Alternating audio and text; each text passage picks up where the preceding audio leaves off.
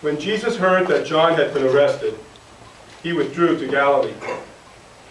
He left Nazareth and went to live in Capernaum, by the sea in the region of Zebulun and Naphtali, that what had been said through Isaiah the prophet might be fulfilled. Land of Zebulun and Naphtali, the way to the sea beyond the Jordan, Galilee of the Gentiles. The people who sit in darkness have seen a great light. On those dwelling in a land overshadowed by death, light has arisen. From that time on, Jesus began to preach and say, "Repent, for the kingdom of heaven is at hand." As he was walking by the Sea of Galilee, he saw two brothers, Simon, who is called Peter, and his brother Andrew, casting a net into the sea. They were fishermen. He said to them, "Come after me, and I will make you fishers of men." At once they left their nets and followed him. He walked along from there and saw two other brothers, James, the son of Zebedee, and his brother John. They were in a boat with their father, Zebedee, mending their nets. He called them, and immediately they left their boat and their father and followed him. He went around all of Galilee, teaching in their synagogues, proclaiming the gospel of the kingdom, and curing every disease and illness among the people. The word of the Lord. Thanks be to God.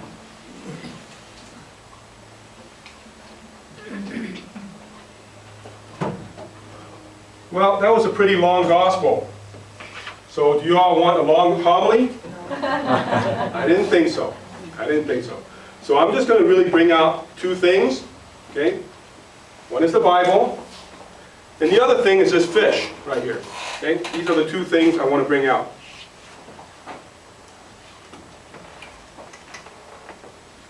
Gospel story to me is like an onion. It's got many layers. And as you peel it, layer by layer, it gets stronger. Like that, a gospel story, when you go into different levels and peel back layers, you understand more and has deeper meaning for you. I want to focus on Jesus recruiting his disciples, his first disciples. One layer is just a nice story. This is how it happened. Walked along the sea, saw these fishermen, gathered them up. That's one layer, or one level. But going another layer, peeling back a layer, what is that telling us? What is Jesus telling us about this?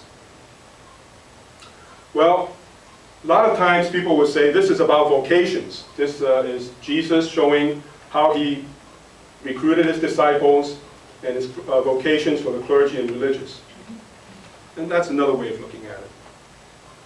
But the way I want to focus looking at it is a little bit deeper than that. What is Jesus saying to us now, to me and to you? What is Jesus saying by this story, by this example? A lot of times it helps when you're looking at a gospel story to see what went on before and what went on after. And what went on before this story in Matthew is a story of baptism. Jesus gets baptized by John the Baptist. And the Father indicates that he's very well pleased with that. The very next story after that, and before this one, is Jesus being tempted in the desert. And he's tempted in three ways. He's tempted by immediate comfort. You're hungry? Here's some bread. Satisfy yourself. No big thing. He says, no, that's not what this is about. He's tempted by power. He's brought up the precipice and said, you got the power. You know, God's got the power. Jump down. It's about power and pride. That's what he gets tempted by. And then the third temptation, you can call it wealth, materialism, consumerism. The devil shows him everything, the entire kingdom, and says, all this is yours, just worship me. He said, no, no, that's not what this is about. Then comes this story, and then what happens after this story of his walking along the seashore and saying, come follow me and I will make you fishers of men. What happens after this, from this point in Matthew until his passion and death, he lives among the people, he shows great compassion, and he ministers to all. Ministers in every way possible to all that he meets. Well, what does that tell us? What is Jesus telling us with this? Well, first of all, we all been baptized here? Have you been baptized? You've been baptized? And maybe I'll ask a group question. Have you all been tempted? Yeah? Not been tempted? And probably more ways than these three, or at least variations of these three ways that Jesus was tempted.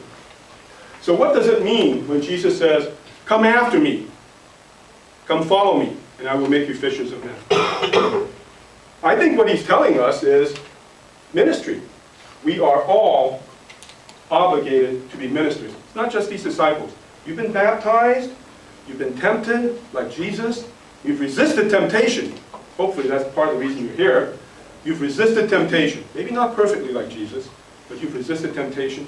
The next step, like the next part of the story, the next step is for you to, for all of us to live an exemplary life and minister to all.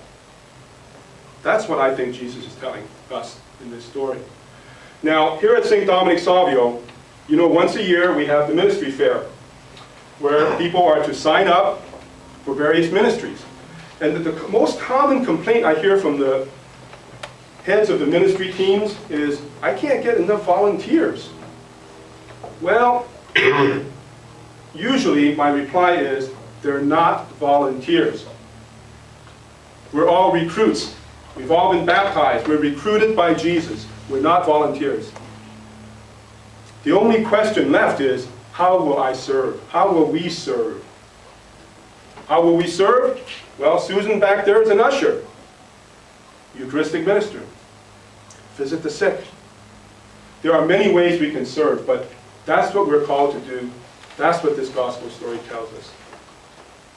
Now, many of you here also have seen Diane and I over the years doing things together.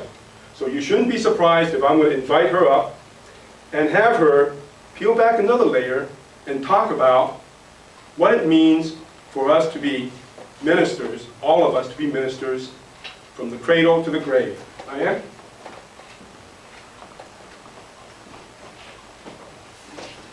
Well, Joe has been talking about the baptismal call to follow Jesus.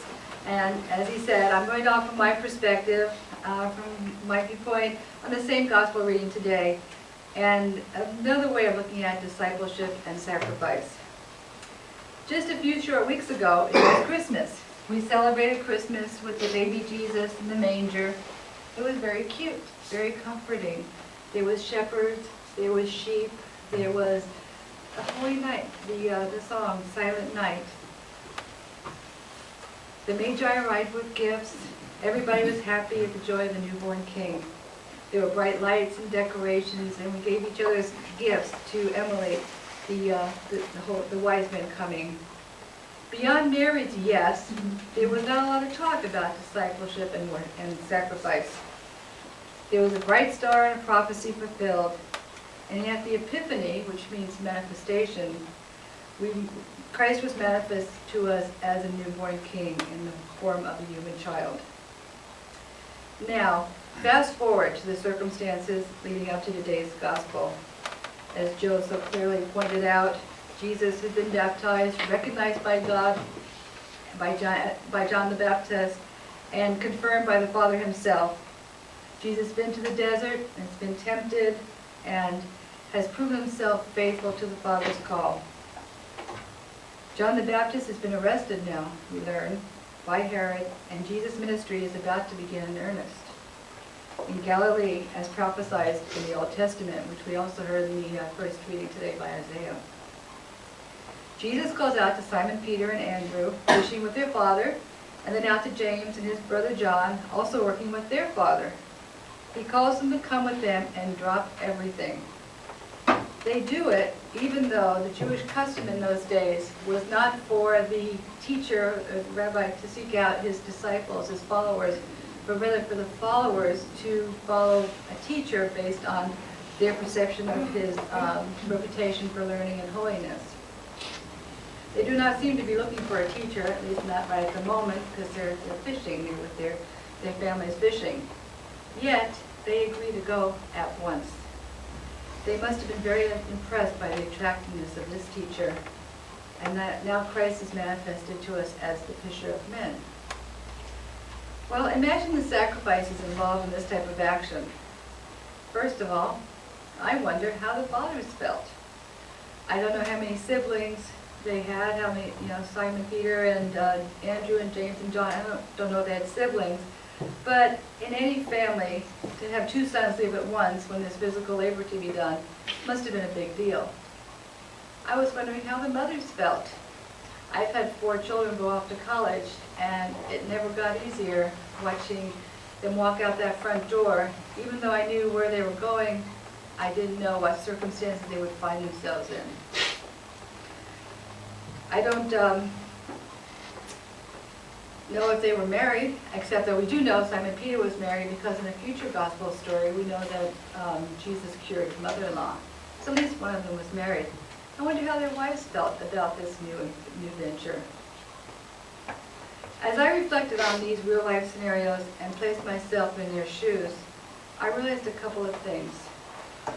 First, that the sacrifice of this call to discipleship affects more people than just ourselves, just the ones called, and makes the decision even more amazing and difficult. It makes especially the 4 apostles that we were studying today seem more amazing to me. And I also realized that Jesus' call was just not to follow him and listen to him, but it was to buy into his mission, to engage into his mission, which was to become fishers of men. The call of discipleship they received would ultimately lead to Calvary, the resurrection, Pentecost, and except for one apostle, to martyrdom, to their very lives being taken. This leaves me with a question for all of us today. What type of sacrifice are you willing to make to be followers of Jesus? What sacrifices are we willing to put our families through, have our families make? I must admit, there are times when I would rather remain back at Christmas with all the serenity and cuteness of the infant Jesus in the manger swaddled against the cold night, not thinking about sacrifice and hardship. When the going gets tough, I'd rather be naive and innocent. But this is not what we're called upon to do. Isn't Jesus calling on us to make the hard decisions, the tough choices, when it's not socially popular or accepted? And isn't Jesus calling us to follow him to Calvary and beyond? We encounter this call to holiness through tough choices we make every day. When a coworker gossips, do we join in or do we stop the conversation? When a pro-abortion advocate speaks, do we advocate for life or change the topic? When we receive too much change back, do we immediately inform the cashier? It means not fudging on my income taxes or going back to the store I inadvertently left with merchandise. It means giving up on parties and family events when ministry at the church calls. It means working for a lot less money or agreeing for my spouse to make less money because we're both answering God's call. What kind of follower of Jesus are you going to be? Are we going to remain with the infant Jesus in the manger? Or are we going to follow Jesus all the way to Calvary with all the sacrifice and hardship that might involve? The reward, of course, is not in Calvary, it's in the resurrection. By raising from the dead, Jesus has defeated death itself and opened the door to everlasting life for all of us. So maybe the question shouldn't be whether or not you want to stay in the manger, but if from the manger, can you see the resurrection? And can you, like Peter, James, and John, drop everything and come at once?